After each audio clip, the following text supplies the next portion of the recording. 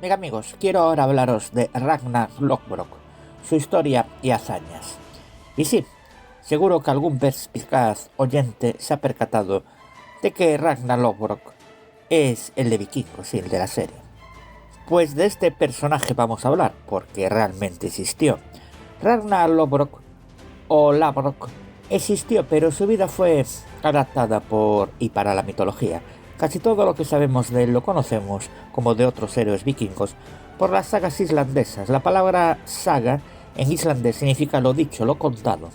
Fue en este país donde durante los siglos XIII y XIV se creó un estilo literario centrado en contar las historias de los primeros colonos de la isla, coetáneos de Ragnar, y también sobre los reyes de Noruega. Ragnar Lothbrok, nacido en el año 763 después de Cristo, es considerado el guerrero nórdico por excelencia. Fue un temible y muy inteligente asaltante y un enemigo despiadado. Si bien este personaje, como os decía, se hizo famoso por la serie Vikingos, su vida real difiere un poco del personaje de la serie. No obstante, su vida se mezcla con la leyenda. Lothbrok luchó contra serpientes gigantes, condujo ejércitos a la batalla, conquistó vastas franjas de Escandinavia y aterrorizó a los ciudadanos desprevenidos de las islas británicas. En la primera mitad del siglo XX se dudaba de su existencia como tal. Se creía que cuando los nórdicos escribieron su saga, habían hecho un compendio de varios personajes de la misma familia. Sin embargo, en la crónica anglosajona se descubrieron varias coincidencias y se llegó a la conclusión de que sí existió. Ragnar habría venido al mundo, por lo tanto, en torno al primer tercio del siglo IX. Aunque bueno, la datación de su reinado es bastante incierto, porque algunas fuentes lo sitúan entre 750 y 794, otras 860 a 865, aunque lo más probable es que sea en el 835 y su muerte en el 865. Aunque en la actualidad es imposible determinar datos como la fecha exacta o incluso un lugar concreto de Escandinavia que le vio nacer, se duda si Ragnar Lothbrok era sueco, danés o incluso noruego. Lo más lógico es pensar que fue danés por su forma de proceder y actuar, aunque también hay teorías que dicen que fue hijo de un rey sueco, pero eso está por determinar. Ragnar Lothbrok, del nórdico antiguo Ragnar Lothbrok, cuyo epíteto era pantalones peludos o pantalones melenudos, fue un legendario rey vikingo de las antiguas leyendas o sagas de poemas nórdicas, y otras fuentes latinas medievales hablan de sus logros en Escandinavia, Francia y en la Inglaterra anglosajona durante el siglo IX después de Cristo. Los puntos coincidentes con frecuencia en estas historias son sus matrimonios con Tora, Aslaug, así como la paternidad de muchos hijos famosos, incluidos Ivar el Deshuesado, Brión, Brazo de Hierro, Sigfrido, Serpiente en el Ojo, Gisbert y Uve. En la Gesta Danorum del siglo XIII, que trata sobre la historia danesa, se habla sobre la Gerta, una posible tercera esposa, al igual que de Slaga, una cuarta esposa. Quizás los datos más icónicos de su leyenda sean la exitosa lucha de Ragnar con un dragón, para lo cual diseñó sus característicos pantalones melenudos como protección, y la invasión a Inglaterra con un poco de exceso de confianza con solo 2 barcos, que terminó con su captura de parte del rey Ala de Northumbria, que reinó en torno al 866, quien lo mató arrojándolo a un nido de serpientes. Si bien la existencia de Ragnar está muy discutida, a menudo se piensa que algunos de sus supuestos hijos tienen alguna base en figuras históricas reales. Vamos con la saga de Ragnar Lothbrok. La más conocida y fuente principal de la vida y hazañas heroicas de Ragnar Lothbrok es la saga islandesa del siglo XIII. La saga de Ragnar Lothbrok, en nórdico antiguo Ragnar Saga Lodbrok, forma parte del género Fornarsogur, unas sagas legendarias cuyas historias tuvieron lugar antes de la colonización de Islandia, a partir de la década de 870, y encaja a la perfección con la ola de escritura de sagas islandesas que invadió la isla en esa época. Este tipo de leyendas heroicas tendían a vincularse con los comienzos míticos de las familias escandinavas históricas y a menudo terminaban con la muerte de su campeón. La saga de Ragnar Lothbrok muestra a Ragnar como el antepasado de una familia islandesa y representa gobernantes independientes de varios reinos que interactúan entre sí y, de acuerdo con el género, termina con su muerte. La historia comienza con la infancia de Aslaug, quien se convertirá en la segunda esposa de Ragnar. Se dice que es hija de Sigfrido y Brunhilda, el legendario cazador de dragones, y la valquiria de la mitología germánica, popularizada por Wagner, quienes mueren cuando Aslaug tiene solo 3 años. Crece en Noruega, acogida por una familia pobre que la llama Kraka, cuervo, y mantiene oculta su ascendencia. Mientras tanto, Ragnar, quien es el hijo del rey Sigfrido, rinde en Dinamarca, crece hasta convertirse en un muchacho guapo y experto en batalla, bondadoso con sus hombres y cruel con sus enemigos, y un gran guerrero a quien pocos podrían igualar. Saga de los Volsungos con la saga de Ragnar Lothbrok 89. Su primera hazaña consiste en ayudar a Jarl, duque o conde de Götaland, Herud con un dragón, una serpiente que ha crecido desproporcionadamente dentro de la ciudad, con un nuevo atuendo de pantalones lanudos y una capa hervida en brea, mata al dragón con una lanza mientras su ropa lo protege de la sangre del demonio, y como recompensa recibe la mano de la hija del Jarl, Tora, en matrimonio. Su matrimonio es feliz y da como resultado 2 hijos, Eirek y Agnar. Cuando Tora enferma y muere, Ragnar, con el corazón roto, emprende incursiones en lugar de gobernar, y un verano navega hacia Noruega y se topa con la granja donde vive Kraka. Desea casarse con ella en cuanto nota su belleza. Le plantea una prueba de sabiduría, un acertijo que resolver, y ella lo supera con gran éxito. Entre sus hijos se cuenta Ivar el Deshuesado, que nació así como resultado de una maldición puesta sobre Kraka, que advierte a Ragnar que no debe tener relaciones en su noche de bodas, o el niño que procrearán nacerá con alguna deformidad. Por lo tanto, fue culpa de Ragnar que Ivar naciera deforme. Otros hijos de Ragnar son Borr, Brazo de Hierro, Hepjer, Rogmal, los cuales todos tendrán aventuras. Todo este tiempo Ragnar pensó que Kraka era una simple campesina y se convence de casarse con la hija de un rey sueco en vez de con Kraka. Sin embargo, Aslaug ahora ha reclamado su propio nombre y ascendencia y le cuenta a Ragnar al respecto, demostrando lo que dice al predecir que su próximo hijo nacerá con la imagen de una serpiente en los ojos. En consecuencia, Sigfrido, serpiente en el ojo, rescata su matrimonio. Los asuntos pendientes con el rey sueco y el compromiso con su hija terminan de repente, lo cual conduce a una serie de eventos que incluyen la lucha de Eirek y Agnar con los suecos, pero una vaca mágica protege al ejército sueco, y Aslaug, quien se cambia el nombre por Randalin y también lleva a sus hijos a la batalla, dan un giro a la batalla con éxito. La saga termina cuando Ragnar hace un juramento tancioso. Invadirá Inglaterra con solo 2 barcos, lo que resulta ser una tontería. Es capturado por el rey Aela de Northumbria y arrojado a un nido de serpientes donde muere, pero sus hijos lo vengan y traen sus fuerzas a Inglaterra. Según esta historia, torturaron a Aela hasta la muerte, realizando el castigo notorio Águila de Sangre, que probablemente no sea histórico. Vamos con la leyenda de los hijos de Ragnar.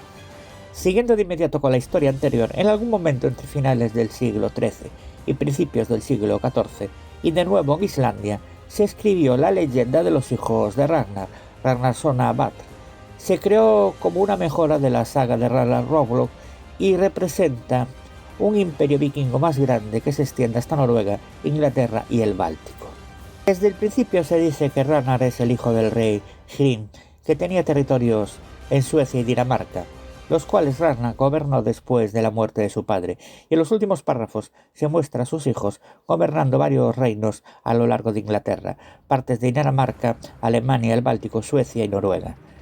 En esta obra están incluidos sus hijos Eirek y Agnar de Tora, y a los hijos de Aslaug, Ivar el Deshuesado, Borr, Brazo de Hierro, Gisver y Sigfrido, serpiente en el ojo. La leyenda de los hijos de Ragnar conserva la mayoría de los elementos centrales de la historia de la saga de Ragnar Lothbrok, con algunos detalles alterados, resúmenes, omisiones y la adición después de la muerte de Ragnar sobre largas conjeturas de las proezas de sus hijos.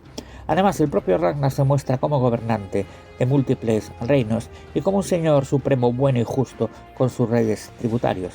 Sin embargo, aquí Ragnar es el antepasado únicamente de los reyes daneses y las dinastías reales noruegas.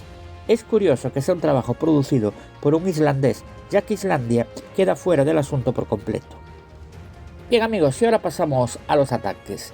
Lindisfarne es el primer ataque documentado de los vikingos. Se produjo en junio del año 793 sobre un monasterio de una isla pegada al noroeste de Gran Bretaña, sin llegar a Escocia, y que estaba relativamente cerca de Noruega. Ragnar operó plenamente hacia el año 840, por lo que es muy aventurado y casi imposible pensar que tan joven pudiera participar en este asalto en concreto. Vamos con el primer ataque documentado.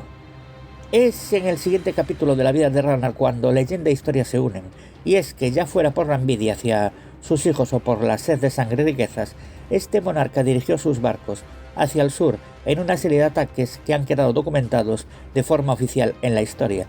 Ragnar viajó primero por la costa de Frisia, en los actuales Países Bajos, y luego por toda la costa occidental del continente europeo. Ahí fue donde se comportó como un auténtico vikingo. Uno de sus primeros ataques se produjo en el año 845. Por entonces Ragnar organizó un ejército de entre 5.000 y 6.000 vikingos a bordo de 120 naves. Se dirigió hacia la desembocadura del río Sena, en el norte de Francia. Desde allí entró en territorio franco, saqueando y robando a todas las poblaciones costeras que encontró. A su vez salteó con sus hombres multitud de monasterios y abadías, como la de Saint-Quin de Rouen, a 135 kilómetros de la capital. Aquellos fueron años duros para los europeos, pues no habían conocido tanta barbarie como la que traían los vikingos de mano de Lothbrok. El segundo tercio del siglo IX, que coincide con el de Ragnar, es la época en que los vikingos causaron más estragos, donde más daño hicieron, y el tiempo en que sembraron mayor terror por toda Europa, en concreto el Imperio Franco e Inglaterra. Sin embargo, estos fieros normandos no se detuvieron en los primeros kilómetros del Sena, sino que continuaron navegando hasta el interior de Francia y llegaron a asediar y tomar París en el año 845 ante la sorpresa de su rey, quien fue derrotado en batalla por estos sanguinarios hombres del norte. Ragnar participó en el asedio de París, donde tras su conquista se convirtió probablemente en el primer vikingo que recibió un rescate para devolver la ciudad al nieto de Carlomagno. Este fue el principio de una práctica que a la postre sería muy utilizada por los vikingos: pedir cantidades astronómicas de dinero a cambio de que les devolvieran su hogar. El problema es que lo que solían hacer después es volver a su hogar con todo ese dinero y organizar nuevas expediciones con mejores barcos. Eso pasó en París, la cual volvió a ser atacada varias veces. Desde ese día Europa conoció, a base de muertes y masacres, los sanguinarios que podían ser los escandinavos. Aunque ya hemos hablado de él, vamos con más profundidad a tratar el tema del ataque a Francia. Para el 843 el imperio carolingio había quedado dividido en 3 reinos de menor entidad, recayendo la corona de Francia en Carlos el Calvo, quien además de las esporádicas guerras contra sus hermanos, debía hacer frente a revueltas internas como las de Aquitania y Bretaña, región esta última que logró independizarse. Aprovechándose pues de una creciente debilidad franca, los nórdicos multiplicaron sus incursiones, que partiendo de Noruega y Dinamarca asolaban la costa durante el verano, para regresar a casa cargados de botín y esclavos con la llegada del otoño. Uno de estos incursores fue el danés Ragnar Lothbrok, Rengirus para los francos, personaje inmortalizado en las sagas como matador de dragones y rey a quien Carlos cedió un feudo en Flandes para que cesara en sus ataques. Con todo, fuera por la codicia del vikingo o la mala fe del rey, este acuerdo no duró mucho, y cuando en el 845 Carlos le quitó sus tierras, Ragnar reunió un gran ejército de 5.000 incursores y 120 drácars para atacar una de las ciudades más ricas de Francia, París. Vamos con la guerra en el Sena. Por aquel entonces la ciudad no era la capital del reino, pero sí un importante nudo comercial construido en una isla sobre las ruinas de la colonia romana de Lutecia. A principios de año la armada vikinga subió por el río sin encontrar gran resistencia, pero al llegar a París se encontró frente a frente con el ejército de Carlos, que había acudido para defender la plaza y la vecina abadía de Saint-Denis. la más rica de sus dominios y mausoleo de los reyes francos. No obstante, Carlos había cometido el error de dividir sus fuerzas entre los dos márgenes del río para proteger ambas orillas, lo que brindaba a Ragnar la oportunidad de batir por separado ambas huestes. Este así lo hizo, desembarcando en la ribera sur, donde derrotó a los francos y tomó 11 prisioneros, que fueron sacrificados a Odín en un islote del Sena ante la horrorizada mirada del resto de los francos. La truculenta ejecución quebró la frágil moral de los hombres de Carlos, que se negaron a luchar huyendo hacia Saint-Denis. Sin la protección del ejército, París quedó totalmente expuesto y sus habitantes huyeron en masa, llevándose los objetos más valiosos de sus casas. Por ello, cuando los vikingos llegaron a la ciudad el 28 de marzo, apenas encontraron resistencia y tras cruzar las desvencijadas murallas romanas, saquearon la Villa Placer, incendiando las iglesias de Saint-Germain-des-Prés y Santa Genoveva. Tras el saqueo, Ragnar y los suyos descansaron durante un tiempo, pero la molicie y las insalubres aguas del río pronto hicieron mella en ellos, pues sufrieron una epidemia de disentería que se cobró cientos de vidas. Con todo, el danés todavía tenía un as en la manga y, ocultando su difícil situación, amenazó a Carlos con incendiar París si no recibía un fabuloso rescate de 2.570 kilos de plata. Sin ejército, el rey tuvo que ceder y los nórdicos regresaron al mar con sus naves repletas de botín. Tras su triunfal regreso a Dinamarca, las noticias de tal rentable expedición se propagaron por todo el mundo nórdico, de modo que se organizaron nuevas campañas de saqueo que asolaron París en el 856 y el 861. Los vikingos solo fueron detenidos durante el cuarto asedio de la ciudad gracias al valor de la guarnición del conde Odón y a la reconstrucción de las murallas. Vamos con el ataque a Northumbria. Tras su cruel paseo por Francia, Ragnar se embarcó en el que sería su último viaje. Este sucedió en torno al 865, año en que decidió partir desde su hogar con 2 barcos y todos los vikingos que pudo reunir rumbo a Northumbria, uno de los múltiples reinos en los que se dividía Gran Bretaña y que se encontraba al noroeste de la propia isla, bajo el dominio del rey Ela. El vikingo, curiosamente, decidió llevar a cabo la travesía con barcos más anchos que los característicos drakkar escandinavos, algo que le criticó su mujer. Lodbrok fue uno de los primeros vikingos en pedir rescates, pero nada iba a detener a Ragnar en su ansia por conquistar y saquear. Así pues, y ya sabedor de la ruta que debía seguir, ese mismo año llegó a Northumbria bajo un fuerte temporal tan violento que provocó que sus barcos se estrellaran contra la costa y quedaran inservibles. El vikingo solo vio una posible solución a este contratiempo: avanzar y aniquilar a sus enemigos. Así pues, con su pequeño ejército, realizó varias incursiones en pueblos y ciudades cercanas, haciendo honor a su pésima reputación. Los centenares de muertos fueron demasiados para el rey del lugar, Ela, quien todavía con el miedo en el cuerpo por la llegada de aquellos desconocidos guerreros, visitó cada aldea de su reino dando una espada a todo aquel que se encontrara en edad de combatir. Semanas después, los dos ejércitos se encontraron frente a frente en el campo de batalla. Ragnar tenía mucha menos tropa. La pelea no duró mucho antes de que cayera mucha gente de Ragnar, pero allí donde se dirigía, él no hallaba resistencia y se lanzó aquel día contra las formaciones, y allí donde golpeaba o ensartaba escudos, cotas o yelmos, eran tan grandes sus golpes que nada lo resistía. Pero nunca le alcanzaban a él los golpes, ni los dardos, ni siquiera una sola arma le causó daño. Pero ni todo el valor de Ragnar le valió para vencer, pues cuando sus hombres cayeron sobre las llanuras de Gran Bretaña, él fue rodeado y apresado. Si os fijáis, me he estado refiriendo antes a Ragnar como danés. Pues vamos con eso, Ragnar y su posible origen danés.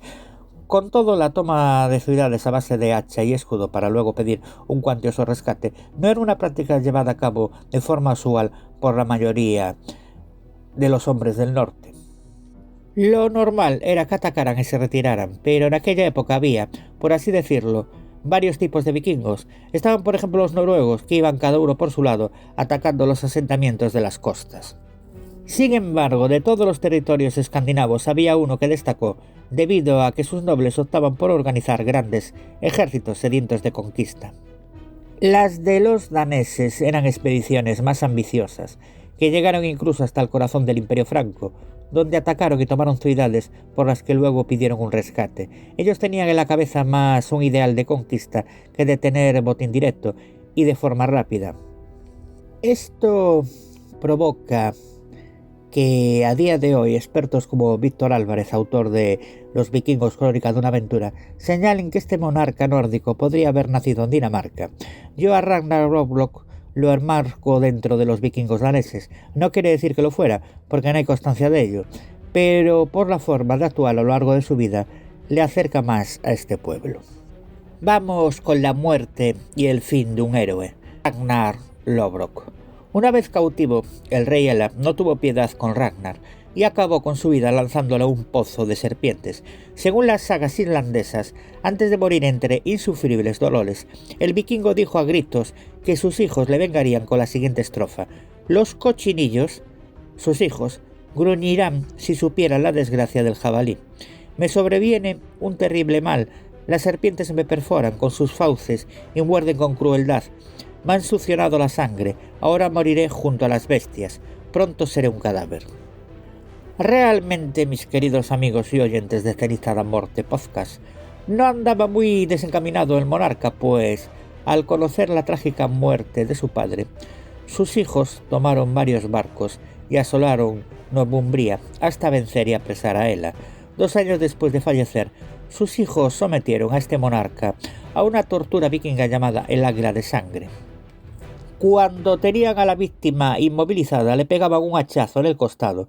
Después, con la carne abierta como si fueran 2 alas, le daban otro golpe para levantarle las costillas, y en ese momento los pulmones se desprendían del cuerpo en vida y salían despedidos hacia el exterior, para finalmente caer al suelo produciendo un sonido similar al de un aleteo.